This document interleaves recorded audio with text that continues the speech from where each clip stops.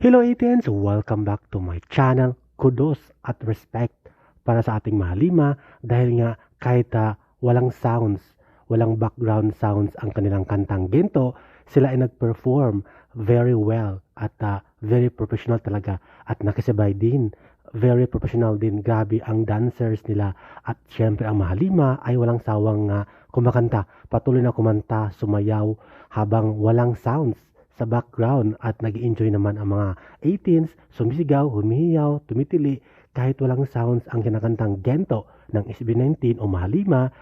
Very professional talaga ang dating nila. Grabe, kudos at respeto para sa kanila, lalo na sa mga dancer at syempre sa ating Mahalima na sumayaw at kumanta ng Gento performance nila sa fusion event sa Pasay.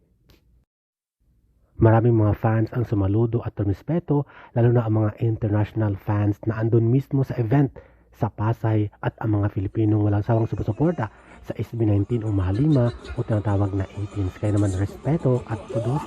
Again, grabe, congratulations.